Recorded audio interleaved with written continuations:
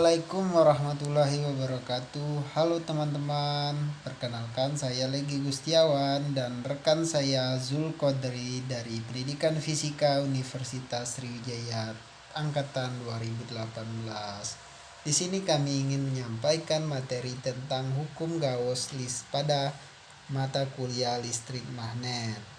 Di sini pembuatan video pembelajaran ini bertujuan untuk sebagai pemenuhan UAS listrik magnet pada semester ganjil.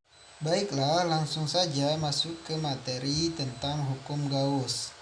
Hukum Gauss itu sendiri adalah banyaknya garis medan yang keluar dari permukaan tertutup. Yang pertama yaitu hukum Gauss pada medium non-konduktor, flux listrik. Teknik lain untuk menghitung medan magnet dari muatan kontinu adalah menggunakan hukum Gauss. Flux listrik atau C didefinisikan sebagai perkalian titik medan listrik E dan luas yang dilewatinya atau A. Namun secara fisis flux menggambarkan banyaknya garis medan magnet yang menembus sebuah permukaan luas. Jika diilustrasikan, kita dapat melihatnya di gambar pada slide yang ada di PPT. Kita bisa membayangkan flux magnetik ini dengan sebuah kipas angin yang menerpa selembar kertas. Hembusan angin akan terasa lebih keras ketika kertas tegak lurus pada hembusan angin. Artinya, vektor luas merupakan permukaan searah dengan arah hembusan angin. Namun ketika kertas sejajar dengan arah hembusan angin, tekanan angin sangat minim pada permukaan tersebut. Gauss menyatakan bahwa jumlah garis gaya yang keluar dari suatu permukaan tertutup atau flux sebanding dengan jumlah gaya muatan listrik yang dilingkupi oleh permukaan tertutup itu, atau sumber dari sebuah medan magnet adalah muatan listrik. C sama dengan integral E dA sama dengan Q per epsilon 0. Q dalam adalah besarnya muatan yang dilingkupi oleh permukaan Gauss. Materi yang selanjutnya yaitu menurunkan medan listrik pada muatan titik menggunakan hukum Gauss atau membuktikan hukum Coulomb. Dapat kita lihat bagaimana rumus dari hukum Gauss tersebut.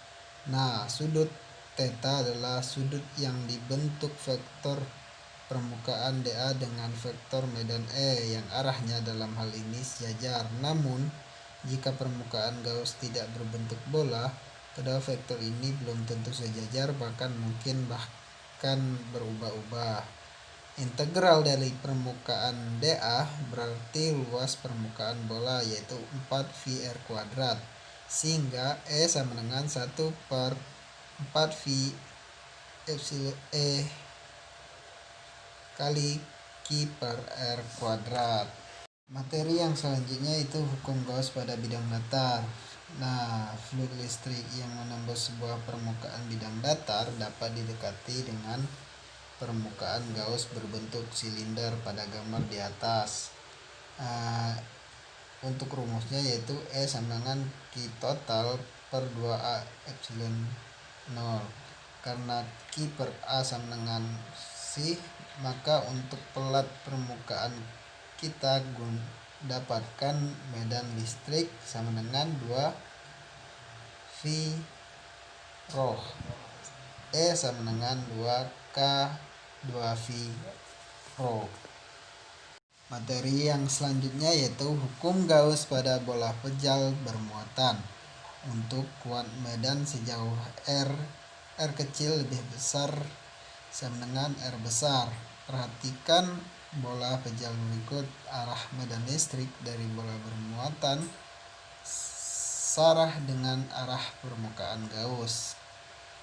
Jarak R adalah radius permukaan Gauss yang kita pilih, sehingga medan listrik di luar bola pejal bermuatan adalah ER sama dengan 1 per 4 V epsilon 0 kali Q per R² kali R topi.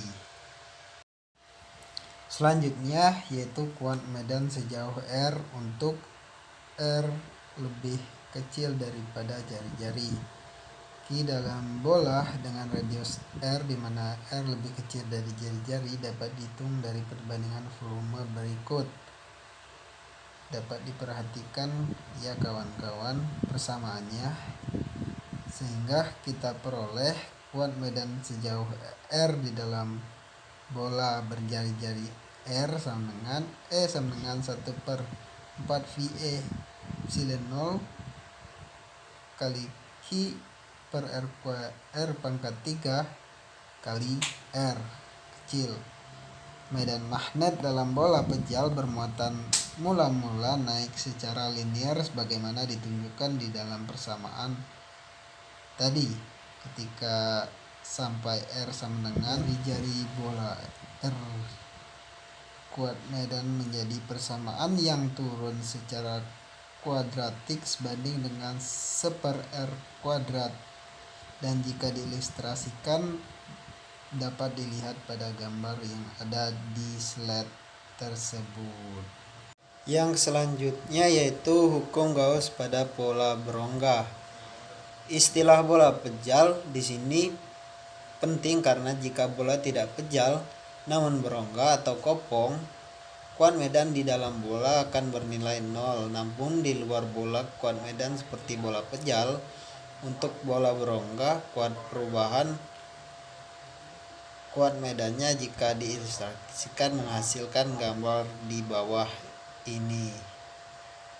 Untuk materi yang terakhir yaitu hukum Gauss pada silinder panjang bermuatan. Nah, untuk kawat berbentuk silinder berongga, maka medan listrik titik di luar silinder akan menghasilkan nilai yang sama dengan kawat panjang. E sama dengan 1/2 V epsilon 0 kali rho per R dikali arahnya. Selanjutnya yaitu medan listrik pada medium konduktor. Medium konduktor memiliki kekhususan tersendiri ketika dipengaruhi medan listrik. Sebagaimana kita ketahui bahwa dalam konduktor terdapat muatan-muatan atau dalam hal ini disebut elektron yang tidak terikat pada atom dan dapat bergerak secara acak dan bebas. Semakin banyak elektron bebas, maka akan semakin besar medium tersebut dan akan makin konduktif. Jika terdapat medan listrik dari luar, perilaku elektron berubah dan bergerak hingga permukaan konduktor sedemikian sehingga medan listrik di dalam konduktor menjadi 0. Dengan demikian, jika listrik merupakan bola pejal konduktor, silinder konduktor, dan lain-lain, maka penerapan hukum Gauss untuk menghitung medan listrik akan menghasilkan nilai yang berbeda dengan yang telah kita hitung sebelumnya. Selanjutnya yaitu adalah soal-soal contoh yang mungkin teman-teman bisa kerjakan di rumah sekaligus melihat video ini. Yang pertama yaitu muatan garis dengan kerapatan muatan 4 mikrokolom per cm sepanjang 4 cm diletakkan dalam koordinat kartesius dari X sama dengan 0 hingga X sama dengan 4. Hitunglah A, muatan total dari garis, B, medan listrik di X sama dengan 5, dan C, medan listrik di X sama dengan 250 meter. Untuk soal yang nomor 2, hitung medan listrik dari benda yang dianggap muatan listrik dengan muatan 16 mikrokolom sejauh 250 meter dan bandingkan hasilnya dengan nomor 1 di atas. Dan yang nomor 3, hitunglah medan listrik dari sebuah garis bermuatan sepanjang 50 cm dengan rapat muatan sama dengan 15 mikrokolom per meter pada jarak 220 cm pada arah sepanjang garis seperti gambar di bawah. Nah, untuk gambarnya bisa kita lihat di PPT tersebut. Mungkin itu saja materi dari kami. Saya Legi Gustiawan dan rekan saya Zulkodri pamit undur diri. Wassalamualaikum warahmatullahi wabarakatuh.